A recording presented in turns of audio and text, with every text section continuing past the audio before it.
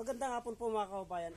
Ako po nandito sa bayan na ay San Jose Castillo, Zambales. At ako po nagagilap ng halamang gamot. Pero ang una ko pong nakita mga kababayan ay yung pipinong ibon. Yun po, napakarami pipinong ibon mga kababayan. Tignan po natin. Napakarami pong pipinong ibon. Ayan oh. Masarap po yan mga kababayan. Gamot po ito Pipinong ibon kukuha po.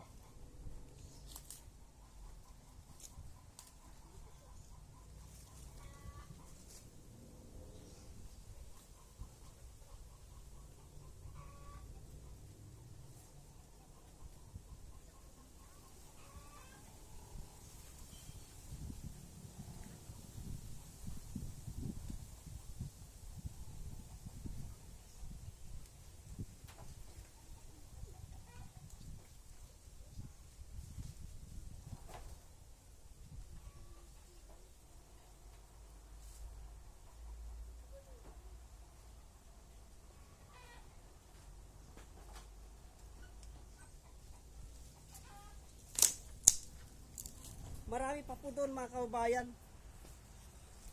Marami pa po doon. Ito, pipinong ibon. Masarap po ito mga kababayan. Ito po ay gamot. Pang-cleansing po sa loob ng katawan po. Itong pipinong ibon na. Ito kaya wag po nating baliwalain to mga kababayan. Itong pipinong ibon na ito. Bukod sa masarap na nga, gamot pa. Pwede pong iulam to pag marami po, kamatisan po. Lagyan lamang po ng kamatis. Mangunguha po ako mga kaubayan doon.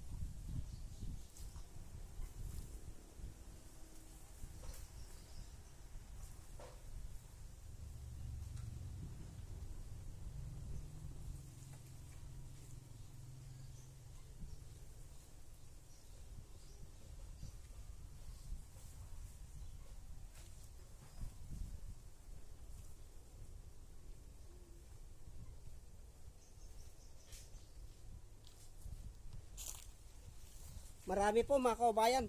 Masarap po ito.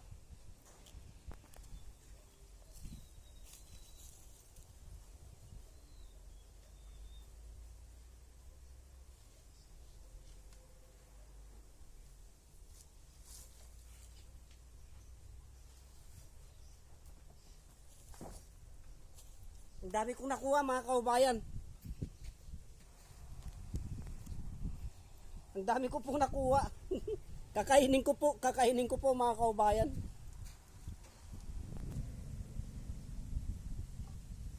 Kakainin ko po doon sa may lamisa.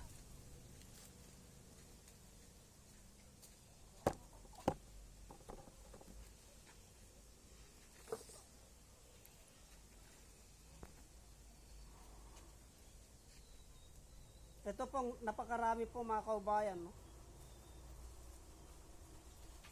Masarap po ito.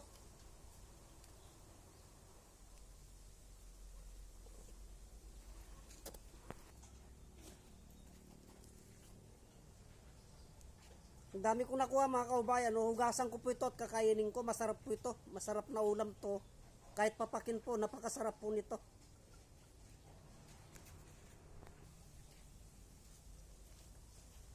Ito po, nahugasan ko na mga kaubayan. Masarap tong dami oh. Pwede pong kamatisan to at iulam.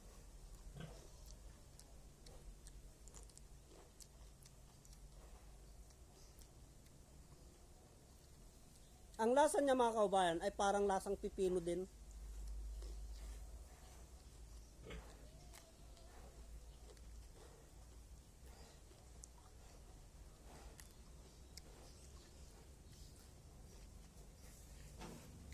Ito po, pipinong ibon mga kabayan.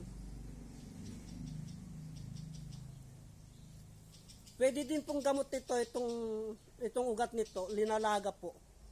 Linalaga tapos iniinom, panglinis sa kalubluban.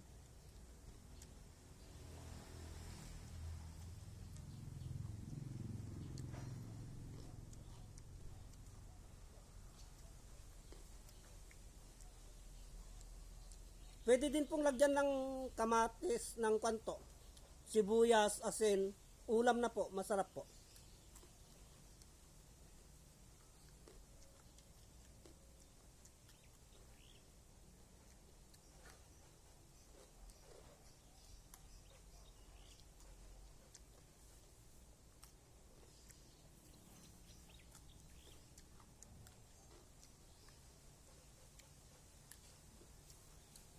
Ang sarap po nito mga kabayan.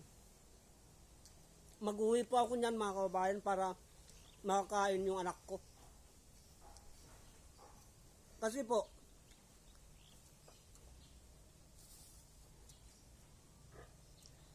mas mabisa pa po yan sa pipino mga kabayan na pang-cleansing sa loob ng katawan.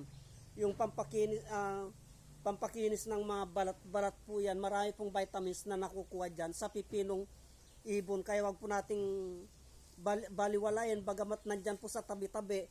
Itong pipinong ibon na ito ay may benepisyo po tayong nakukuha mga kababayan.